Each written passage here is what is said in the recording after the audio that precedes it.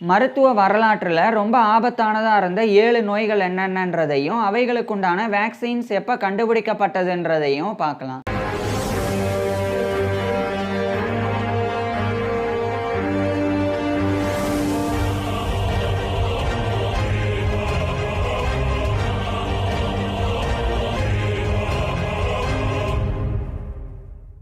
Number 1 ஸ்மால்பாக்ஸ். ஸ்மால்பாக்ஸ் என்ற பெரியம்மை நோயானது 18 மற்றும் 19ஆம் நூற்றாண்டு வரைக்குமே உலகத்தில் வாழ்ந்து வந்த எண்ணிலடங்காத மனிதர்கள் உயிரிழக்கிறதுக்கு காரணமாக இருந்தது.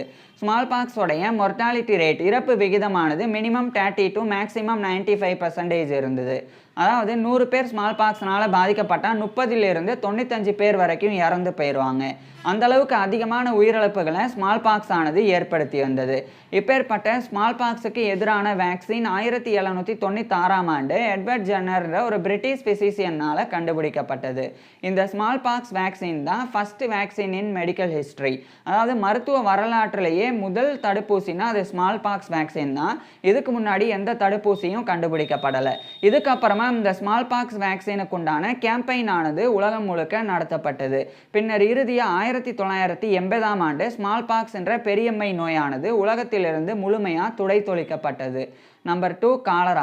காலரான்றது ரொம்ப தீவிரமாக பரவக்கூடிய ஒரு தொற்று நோய். இது கண்டாமினேட்டட் ஃபுட் அண்ட் வாட்டர் மூலமாக பரவக்கூடியது.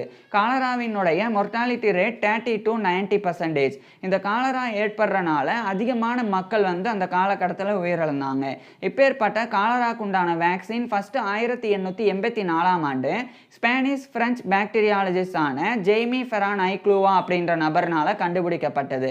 ஆனால் அது அந்த அளவுக்கு எஃபெக்டிவாக இல்லாமல் இருந்தது. பின்னர் 1892ஆம் ஆண்டு ரஷ்யன் பிரெஞ்சு பாக்டீரியாலஜிஸ்டான வால்டெமார் ஹாஃப்கின் அப்படின்ற ஒரு நபர்னால கண்டுபிடிக்கப்பட்டது. அந்த வேக்சின் தான் ஹைலி எஃபெக்டிவ் வேக்சினா காலராக்கு எதிராக இருந்தது.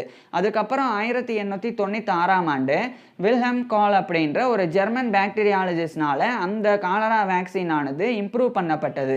பின்னர் 1990களில் இருந்து காலரா வேக்சின் ஆனது ஓரல் வேக்சினா, வாய்வழி தடுப்பு மருந்தாக எடுத்துக்கொள்ளப்பட்டு வருது. Number 3 plague. பிளேக் ஆனது ரொம்பவும் கொடிய நோய். இந்த பிளேக் பூபானிக் பிளேக், நியூமானிக் பிளேக், செப்டசெமிக் பிளேக்னு 3 வகையாக இருக்குது. இதில் இந்த நியூமானிக் பிளேக் ரொம்ப தீவிரமாக பாதிப்புகளை ஏற்படுத்தக்கூடியது. குறிப்பாக மனிதர்களில் நுரையீரலை சேதப்படுத்தக்கூடிய தன்மையை நியூமானிக் பிளேக் ஆனது கொண்டிருக்குது. இது மட்டும் இல்லாமல் கடந்த காலத்தில், குறிப்பாக சொல்லப்போனால் 14th செஞ்சுரியில் 1346 to 1353 இந்த இடைப்பட்ட 7 ஆண்டுகளில் மட்டும் யூரோப்பில் மட்டும் 50 மில்லியன், அதாவது 5 கோடி மனிதர்கள் இறந்து போகிறதுக்கு இந்த பிளேக் அப்படின்ற இந்த ஒரு தொற்று நோயானது காரணமாக இருந்தது. இப்பேற்பட்ட இந்த பிளேகுக்குண்டான வேக்சின் ஆனது 1897ஆம் ஆண்டு ரஷ்யன் பிரெஞ்சு பாக்டீரியாலஜிஸ்டான அந்த வால்டமார் ஹாஃப்கின்னால தான் கண்டுபிடிக்கப்பட்டது. இந்த வால்டமார் ஹாஃப்கின் தான் first highly effective vaccine against காலராவையும் கண்டுபிடிச்சது. நம்பர் 4 டிபர்குலோசிஸ். டிபர்குலோசிஸ் என்ற டிபி நோயானது அந்த காலகட்டத்தில் லீடிங் காஸ் ஆஃப் டெத்தாக இருந்தது. அதாவது உலகத்தில் நிறைய பேர் இறந்து போனாங்கன்னா அதில் அதிகப்படியான மனிதர்கள் இறந்து போறதுக்கு டிபர்குலோசிஸ் ஆனது காரணமாக இருந்தது.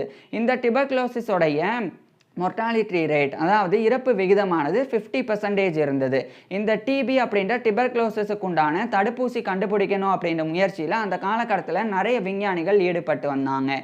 அந்த மாதிரி தான் பிரான்ஸை சேர்ந்த ஆல்பர்ட் கால்மெட் என்ற ஒரு பிசிசியனும் அதே பிரான்ஸை சேர்ந்த கமில் கெரன் அப்படின்ற ஒரு வெட்டர்னரியன், இவங்க 2 பேரும் 1908ஆம் ஆண்டிலிருந்து இந்த டிபர்குலோசிஸுக்கு உண்டான தடுப்பூசி கண்டுபிடிக்கக்கூடிய முயற்சியில் ஈடுபட்டாங்க. 13 ஆண்டு கால உழைப்புக்கு பிறகு 1921ஆம் ஆண்டு தான் டிபர்குலோசிஸுக்கு உண்டான வேக்சின் ஆனது கண்டுபிடிக்கப்பட்டு முழுமையடைஞ்சு அது பயன்பாட்டிற்கு வந்தது. Number 5 diphtheria. டிஃப்தீரியா அப்படின்றது அதிகமாக குழந்தைகளை பாதிக்கக்கூடியது. டிஃப்தீரியா ஏற்படுறனால தொண்டையில் எக்ஸ்ட்ராவாக கிரே அல்லது ஒயிட் கலரில் ஒரு ஜவ்வு உருவாக தொடங்கும். அந்த ஜவ்வினாலேயே உணவை சரியாக முழுங்க முடியாது, அதே மாதிரி சரியாக சுவாசிக்கவும் முடியாது. இதன் காரணமாக ரெஸ்பிரேட்டரி ஃபெயிலியர் ஏற்பட்டு டிஃப்தீரியானால் பாதிக்கப்பட்ட அதிகப்படியான குழந்தைகள் அந்த காலகட்டத்தில் இறந்து போனாங்க. டிஃப்தீரியாவினுடைய இறப்பு விகிதமானது 10%, 10% இருந்தது. இப்பேற்பட்ட டிஃப்தீரியாக்குண்டான தடுப்பூசியானது 1923ஆம் ஆண்டு கேஸ்டான் ராமோன் அப்படின்ற ஒரு பிரெஞ்சு வெட்டர்னரியனால் கண்டுபிடிக்கப்பட்டது. அதுக்கப்புறமா 1926ஆம் ஆண்டு அலெக்சாண்டர் தாமஸ் கிளென்னி அப்படின்ற ஒரு பிரிட்டிஷ் இம்யூனாலஜிஸ்ட்டும் அதே மாதிரி பார்பரா ஹாப்கின்ஸ் அப்படின்ற இன்னொரு ஃபீமேல் சயின்டிஸ்ட் இவங்க 2 பேர்னால அது வந்து மேம்படுத்தப்பட்டு முழுமையான பயன்பாட்டிற்கு 1926ஆம் ஆண்டிலிருந்து வந்தது. நம்பர் 6 போலியோ அப்படின்றது ரொம்பவும் கொடிய ஒரு நோய். இந்த போலியோ ஏற்படுறனால அந்த காலகட்டத்திலலாம் ஆயிரக்கணக்கான குழந்தைகள் ஒவ்வொரு ஆண்டும் இறந்து போனாங்க. இன்ஃபேக்ட் சொல்ல போனால் யுனைடெட் ஸ்டேட்ஸில் மட்டும் போலியோவினுடைய அவுட் பிரேக்கின் போது ஒவ்வொரு ஆண்டும் குறைஞ்சது 3000 6000 குழந்தைகள் இறந்து போனாங்க. இந்த அளவுக்கு இது உயிரிழப்புகளை ஏற்படுத்தினாலும் உயிரிழப்புகளையும் கடந்து இந்த போலியோ வந்து மற்ற பாதிப்புகளையும் ஏற்படுத்தினது. குறிப்பாக குழந்தைகள் வந்து போலியோனால பாதிக்கப்பட்டு இறந்து போலனாலும் பெராலிசிஸ் அப்படின்ற பாதிப்பை அடைஞ்சாங்க. அதனால போலியோ பாதிக்கப்பட்ட குழந்தைகளினுடைய கை கால்கள் செயலிழந்து போறது மாதிரியான பிரச்சனைகள் ஏற்பட்டது. அதே மாதிரி சில குழந்தைகளினுடைய ரெஸ்பிரேட்டரி மசில் சுவாச தசைகளும் வந்து பாதிப்பை அடைந்து நிறைய பேர் வந்து நிறைய காலங்கள் வந்து இந்த அயன் லங் அப்படின்ற மெக்கானிக்கல் வென்டிலேட்டரில் வாழ வேண்டிய சூழ்நிலை கூட ஏற்பட்டது.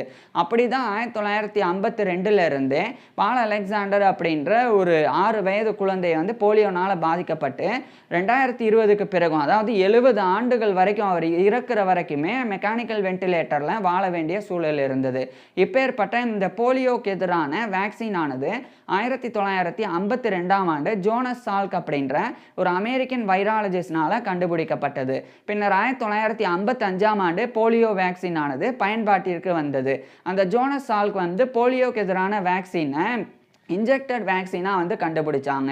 அதுக்கப்புறம் 1961ஆம் ஆண்டு ஆல்பர்ட் சேபின் அப்படின்ற ஒரு போலிஸ் அமெரிக்கன் மெடிக்கல் ரிசர்ச்சர் அவர் வந்து ஓரல் போலியோ வேக்சினை கண்டுபிடிச்சாங்க. அதாவது வாய்வழி சொட்டு மருந்தாக வந்து எடுத்துக்கொள்ளக்கூடிய போலியோக்கு எதிரான தடுப்பு மருந்தை வந்து கண்டுபிடிச்சாங்க. ஸோ இன்றைய காலகட்டத்தில் ஐபிவி ஓபிவி அதாவது injected polio vaccine oral polio vaccine ரெண்டுமே இன்றைய காலகட்டத்தில் தொடர்ந்து பயன்பாட்டில் வந்து இருந்து வருது. நம்பர் 7 மீசல்ஸ் அப்படின்ற தட்டம்மை நோயானது அதிகப்படியாக குழந்தைகளை அந்த காலகட்டத்தில் பாதித்தது. இதனுடைய இறப்பு விகிதத்தை சொல்கிறத விட இது எந்த அளவுக்கு உயிரிழப்பை ஏற்படுத்தினது அப்படின்னு சொன்னால் மீசல்ஸ் எந்த அளவுக்கு கொடிய நோய் அப்படின்றத புரிஞ்சுக்க முடியும். அதாவது அந்த காலகட்டத்திலலாம் ஒவ்வொரு ஆண்டும் 2.6 மில்லியன் பேர் வந்து உயிரிழக்கிறதுக்கு இந்த மீசல்ஸ் ஆனது காரணமாக இருந்தது. அதாவது ஒவ்வொரு ஆண்டும் 26 லட்சம் பேர் வரைக்கும் மீசல்ஸ் என்ற தட்டம்மை நோயினால் பாதிக்கப்பட்டு இறந்து போனாங்க. இந்த அளவுக்கு அதிகமான உயிரிழப்புகளை ஏற்படுத்தின மீசல்ஸுக்கு எதிரான தடுப்பூசியானது 1960களில் ஜான் பிராங்க்லின் எண்டர்ஸ் அப்படின்ற ஒரு அமெரிக்கன் பயோமெடிக்கல் சயின்டிஸ்டும் அவருடைய கொலீக்ஸ்னாலையும் கண்டுபிடிக்கப்பட்டது. அது 1963ஆம் ஆண்டு பயன்பாட்டிற்கு வந்தது. அதுக்கப்புறமா மோரிஸ் ஹெல்மன் அப்படின்ற இன்னொரு தலை சிறந்த விஞ்ஞானியினால் 1968ஆம் ஆண்டு மீசல்ஸ் வேக்சின் வந்து மேம்படுத்தப்பட்டது. பின்னர் 1971ஆம் ஆண்டு மீசல்ஸ் மம்ஸ் ரூபெல்லா இந்த 3 நோய்களுக்குண்டான ஒரே வேக்சினை அது வந்து மாற்றப்பட்டு எம்எம்ஆர் வேக்சின் அப்படின்னு 1971 குழந்தைகளுக்கு வந்து அந்த தடுப்பூசியானது செலுத்தப்பட ஆரம்பிச்சிருந்தது.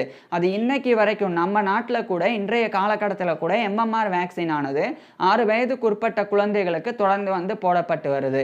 ஸோ இந்த 7 நோய்கள் தான் அந்த காலகட்டத்தில் அதிகமான மக்களும் குழந்தைகளும் உயிரிழக்கிறதுக்கு காரணமாக இருந்தது. அது மட்டும் இல்லாமல் ரொம்ப மோசமான பாதிப்புகளை எதிர்கொள்றதுக்கும் காரணமாக இருந்தது.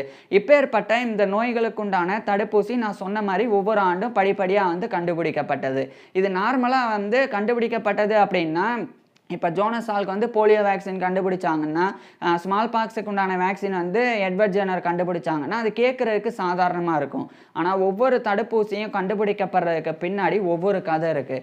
இந்த 7 தடுப்பூசிகள் பற்றியும் நான் ஏற்கனவே போட்டிருக்கேன். அதாவது இந்த 7 நோய்கள் எப்படி பாதிப்பை ஏற்படுத்திச்சு, அதுக்குண்டான தடுப்பூசி அந்த தடுப்பு மருந்து வேக்சின்ஸ் வந்து எப்படி கண்டுபிடிக்கப்பட்டது அப்படின்றது ரொம்ப அறிவுபூர்வமான தகவல்கள். அதை நான் ஏற்கனவே பேசியிருக்கேன், தனித்தனியாக பேசியிருக்கேன். ஒவ்வொரு வேக்சினும் எப்படி கண்டுபிடிச்சாங்க அப்படின்றத பற்றிலாம் அந்த டீட்டெயிலான அந்த ரொம்ப ஒரு இன்ஃபர்மேட்டிவான வீடியோஸ்லாம் பார்க்குறதுக்கு கீழே டிஸ்கிரிப்ஷனில் லிங்க் கொடுத்துருக்குறேன். அந்த 7 தடுப்பூசிகள் பற்றியும் பாருங்கள். அறிவுபூர்வமாக ஏதோ ஒரு விஷயம் கற்றுக்கிட்ட மாதிரி இருக்கும். தேங்க்யூ.